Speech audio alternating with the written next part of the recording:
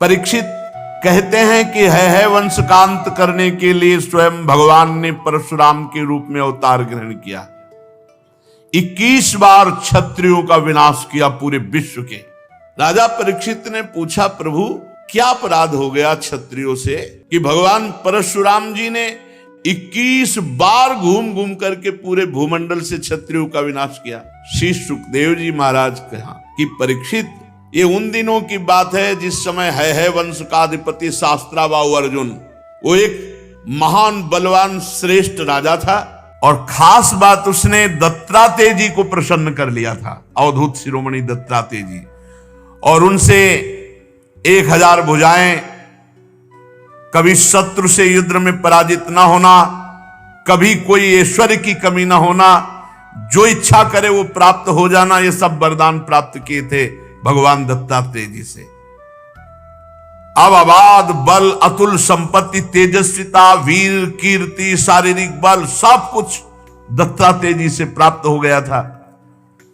एक तरह से वो महायोगेश्वर खुद बन गया था दत्तात्रेय जी की कृपा से।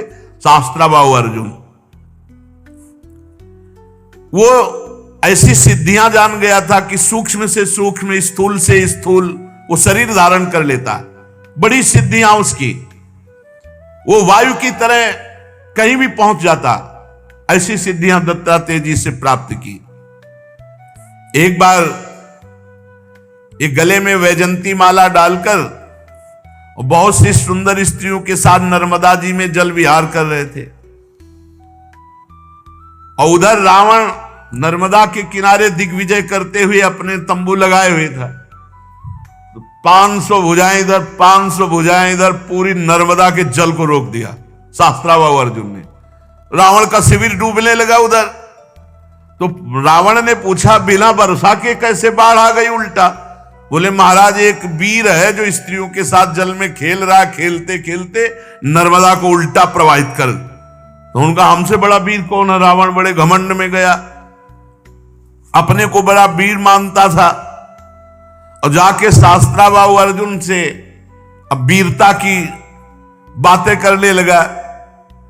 तो उन स्त्रियों को प्रसन्न करने के लिए खिलवाड़ में तो ऐसे रावण को पकड़ लिया शास्त्राबाहु अर्जुन ने, बंदर के समान एक पिंजड़े में बंद करके, और अपनी राजधानी माहिष्मती ले जा करके जहां घोड़े थे वहां पिंजड़ा रख दिया। पिंजड़े में 10 खोपड़ी वाले रावण को 20 भुजा, 1000 भुजा वाला शास्त्राबाहु अर्जुन, और सब सिद्धियां प्राप्त किए। तब महाराज पुलस्त जी को पता चला कि दिग्विजयी रावण घोड़सार में एक पिंजड़े में बंद है। तब जाके शास्त्राबाहु अर्जुन के सामने गए तो शास्त्राबाहु अर्जुन ने पूजन किया, क्योंकि पुलस्त ऋषि, तो उन्होंने आज्ञा करी कि छोड़ दो, हमारा नाती है। छोड़ दिया रावण को। अब शास्त्राबाहु अर्जुन का अभिमान बढ़ता चला गया, क्योंकि दिग्विजयी रावण जैसे को बंदी बना लिया। अब वो एक दिन शिकार खेलने के लिए अपने परिकर के साथ जंगल में गया तो प्यास लगी। तो पास में जमदग्नि जी का आश्रम था। तो जमदग्नि ऋषि के आश्रम में पहुंचे। मुनि ने देखा कि बहुत बड़ा राजा आया हुआ है, तो इसका स्वागत, राजा भगवान का स्वरूप है। अब जंगल में वो एक कंदमूल फल, तो कामधेनु जमदग्नि जी की गाय का नाम था। जो इच्छा करो वो प्रकट कर दे। अब मंत्री, सेना और राजा का स्वागत करना है, तो वैसे ही सेवक, वैसे ही सामग्री, सब व्यवस्था। शास्त्राबाहु अर्जुन ने कहा कि बाबा जी के पास ऐसी व्यवस्था कहां से हो सकती है कि इतने सैनिक, इतने सेवक, इतनी धातुओं के पात्र और भोजन सब। बोले, कहीं कोई रसोईया नहीं, सब एक गाय का चमत्कार है। बोले, ऐसी गाय तो हमारे पास होनी चाहिए, संत के पास क्या। अब जमदग्नि मुनि का ऐश्वर्य कामधेनु से था, तो चिढ़ गया शास्त्राबाहु, जबकि प्रसन्न होना चाहिए कि इतना बढ़िया स्वागत किया। और उसने आदेश किया जमदग्नि ऋषि से कि कामधेनु हमारे सैनिकों को दे दो। जमदग्नि जी ने कहा, नहीं, ये तो यज्ञ के हविष्यान्न के लिए, अतिथि सेवा के लिए है। तो कहा मैं एक बार केवल कहता हूं, दोबारा छीन लेता हूं। शास्त्राबाहु अर्जुन ने आदेश किया, कामधेनु को बंदी बनाकर ले चलो। अब कामधेनु डकराती हुई बलपूर्वक शास्त्राबाहु अर्जुन महिष्मतीपुरी ले गए। जब शाम के परशुराम जी आए तो आश्रम सब उजड़ा हुआ। मां से पूछा तो उन्होंने बताया कि सारा का सारा दुष्टता का वृत्तांत शास्त्राबाहु अर्जुन है वंशी। भयंकर फरसात हाथ में लिए हुए परशुराम जी जैसे किसी महामत वाले सिंह को कोई दबा नहीं सकता, ऐसे गरजते हुए महिष्मतीपुरी गए। अभी वो मस्ती में था कि प्रवेश ही नहीं कर पाया था कि भगवान परशुराम जी पहुंच गए। परशुराम जी की बड़ी विलक्षण झांकी थी। हाथ में परशुराम, मस्तक पर जटा का मुकुट, त्रिपुंड लगा हुआ। जे भी शास्त्राबाहु अर्जुन झपटा, भगवान परशुराम जी ने जो जटाएं सूर्य की तरह चमक रही थी खोल लिया और हाथ में फरसा धारण करके बात की बात में सारी सेना को विध्वंस करके और उसके हजार भुजाएं जो भगवान अवधूत शिरोमणि दत्तात्रेय जी के द्वारा दी थी सब काट के गिरा दी। फरसे का ऐसा प्रहार कि कोई सामने नहीं बचा। बाहें जांघें सब काट काट के। परशुराम जी के बाणों से जब है पति का सर्वनाश हो गया तो 10,000 लड़के थे शास्त्राबाहु अर्जुन के, 10,000। भगवान परशुराम जी तो 10,000 लड़के तो अभी नहीं थे इनके साथ, ये अलग थे। सब पूरे परिकर सहित शास्त्राबाहु अर्जुन को मार डाला भगवान परशुराम जी ने। कामधेनु छुड़ाकर आश्रम में ले आए। महिष्मतीपुरी के शास्त्राबाहु अर्जुन का विनाश बड़ा आश्चर्य में। जमदग्नि जी ने कहा, हाय हाय परशुराम, तुम क्या उपद्रव करते हो? अरे राम राम, वो राजा था, गाय ले जा रहा था, ले जाने देते, तुमने हत्या क्यों कर दी? राजा सर्वदेवमय होता है, तुमने अपराध किया। अरे हम लोग ब्रह्म ऋषि हैं, क्षमा हमारा बल है, संसार हमको इसीलिए पूजता है क्योंकि हम क्षमावान हैं। तुम्हारे ब्रह्मा जी भी क्षमा के बल से ही ब्रह्म पद पर स्थित है। ऋषियों की शोभा क्षमा होती है, ये सर्वशक्ति प्रदर्शन नहीं। भगवान तुम पर प्रसन्न हो, अब तुम तप परायण हो, तुमने अपराध किया, राजा का वध किया, ये ब्रह्म हत्या से भी बढ़कर है। जाओ तीर्थों का सेवन करते हुए तप करो और इसका प्रायश्चित कर डालो। भगवान परशुराम जी घुटने टेक कर जमदग्नि जी के आगे जो आज्ञा। अब 1 वर्ष तीर्थ यात्रा करके अपने आश्रम पर आए। परशुराम जी की माता रेणुका गंगा तट पर संध्या के लिए गंगा जल आदि लेने गई थी। वहां एक गलती हो गई माता जी से। आज सत्संग में कहा, नेत्र वाणी कान संभाल के नहीं, अपराध बन सकता किसी से भी। तो वहां गंधर्वराज चित्ररथ अप्सराओं के साथ जल विहार कर रहा था। गंधर्वराज के जल विहार करते समय अंग प्रत्यंग और अप्सराओं की वो क्रीड़ा माता जी कुछ क्षण देखती रही। अच्छा लगा, बस कोई कामना नहीं हुई, कोई मलिनता नहीं आई, बस देखती रही, अच्छा लगा।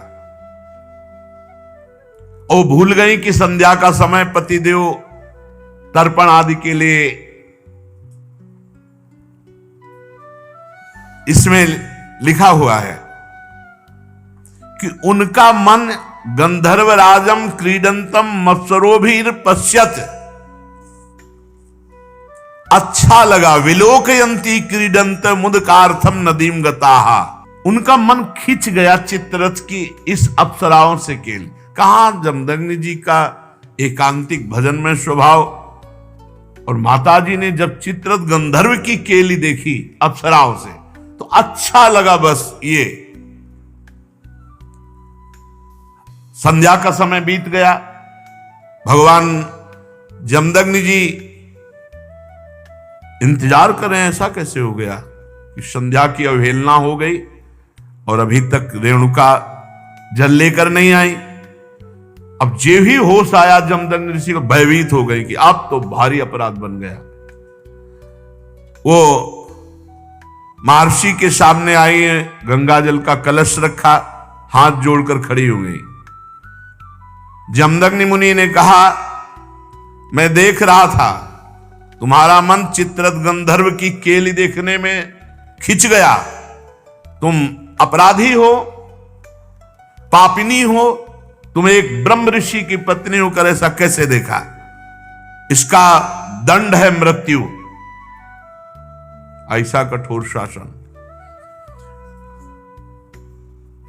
अन्य पुत्रों से कहा मार डालो इसको, रेणुका को। किसी भी पुत्र की हिम्मत नहीं हुई। इतने में तीर्थ यात्रा करके भगवान परशुराम जी आए, प्रणाम किया तो उनका बेटा मां और भाइयों को मार डालो। परशुराम जी ने कोई विचार नहीं किया, तत्काल मां और भाइयों के फरसे से गले उड़ा दिए। सत्यवती नंदन महर्षि जमदग्नि जी बहुत प्रसन्न हुए और कहा बेटा तुम्हारी जो इच्छा हो वरदान मांगो। परशुराम जी ने कहा मेरी मां मेरे भाई जीवित हो जाए, उनको ये पता भी न रहे कि मैंने वध किया है। तत्काल जीवित हो गए। भगवान परशुराम जी के ऐसा कहते हुए ऐसे उठ के बैठ गए जैसे सो के, पूरे सकुशल। परशुराम जी को पता था हमारे पिता जमदग्नि जी कितने महान पवित्र ऋषि और तपोबल संपन्न हैं। शास्त्रावाहु अर्जुन के वध का प्रायश्चित कर लिया था। परशुराम जी एकांत आश्रम के कोने में बैठकर ध्यानस्थ थे।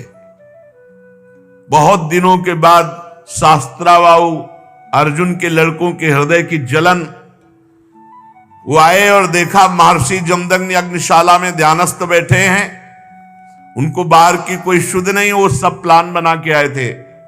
पूरे आश्रम को उजाड़ दिया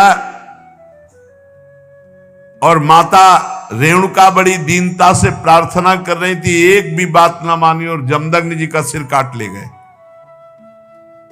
जमदग्नि जी ध्यानस्थ थे। बड़े नीच कार्य किए आश्रम में। रेणुका जी चीख पड़ी बेटा परशुराम। ध्यानस्थ थे भगवान परशुराम जी। उनका मां का करुण क्रंदन, भागे फरसा लेकर। जब नजदीक आए तो देखा जमदग्नि जी का सर काट ले गए। परशुराम जी को अत्यंत क्रोध। माता से कहा कि बिलाप मत करो। वीर पुत्रों की मां बिलाप नहीं करती। आज मैं प्रण करता हूं कि विश्व में क्षत्रियों का संहार कर डालूंगा। एक भी क्षत्रिय विश्व में नहीं रहेगा। अभी पीछे जो आप चरित्र सुन रहे थे उनमें एक घाघरा के नीचे माई के बालक क्षत्रिय छुपा लिया गया था। वो क्या उनका नाम विस्मरण हो रहा, जंघा में के पास छुपा लिया था। वही केवल बचा था, उसी से क्षत्रिय वंश चला। पीछे चर्चा में भी आया था। भगवान परशुराम जी ने भगवान शंकर का स्मरण करके संकल्प लिया कि विश्व में क्षत्रिय नहीं रहने देंगे। परशुराम जी माहेश्मतीपुरी में गए और 10,000 पुत्रों के अलग अलग सर काट करके रख दिए और पूरे नगर का विनाश कर दिया। भारी पर्वत ऐसे सिर का मुंड ऐसे इकट्ठा कर दिए काट काट के, और कहते जाते ब्रह्मघाती तुम्हारा विनाश परशुराम करेगा। रक्त की नदी बहा दी। इतने काटे। जो राजा थे, क्षत्रिय थे, ब्राह्मण द्रोही क्षत्रियों का हृदय कांप उठा। भगवान वर्तमान में जो क्षत्रिय असुर स्वभाव वाले हो गए थे उनके विनाश के लिए ही प्रकट हुए थे। इसलिए अपने पिता जमदग्नि के वध का निमित्त बनाकर 21 बार, एक बार घूम के काट डाला, फिर 2 बार घूम के, 21 बार पूरे विश्व में घूम करके 5 तालाब समंत पंचक में रक्त के बना दिए काट काट के। और फिर अपने पिता का सर जो सुरक्षित रखा हुआ था माता के पास, जोड़ा और पुनः जीवित कर दिया। पहले 21 बार क्षत्रियों का विनाश किया, फिर अपने पिता का सर ला के जोड़ा। और फिर बाद में सबके प्रायश्चित के लिए यज्ञ की और 7 दिशाएं जीत करके ब्रह्म ऋषियों को दान कर दी। इसके बाद यज्ञांत स्नान किया और समस्त पापों से मुक्त होकर मेघ रहित सूर्य के समान तेजस्वी परशुराम जी जमदग्नि जी को स्मृति रूप संकल्प में शरीर की प्राप्ति हुई। भगवान परशुराम जी से सम्मानित होकर उस सप्त ऋषियों के मंडल में 7वें ऋषि होकर आज भी विराजमान है। परीक्षित, कमल लोचन जमदग्नि नंदन भगवान श्री हरि परशुराम बन करके आए और क्षत्रियों का विनाश करके जगत का मंगल किया। आज भी भगवान परशुराम जी विराजमान है महेंद्राचल पर्वत पर बड़े शांत स्वरूप। सिद्ध गंधर्व चारण उनके चरित्रों का गान करते हैं। सर्वशक्तिमान विश्वात्मा भगवान श्री हरि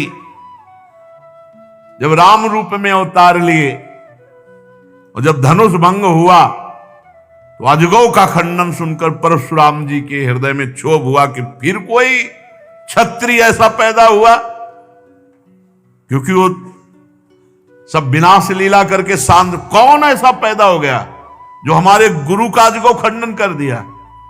अब ध्यान के द्वारा, वहां फोन से तो मतलब नहीं, ध्यान के द्वारा देखा, बोले विदेहराज जनक की नगरी मिथिला पहुंच गए। इनके चलने से ही पृथ्वी कांपती थी।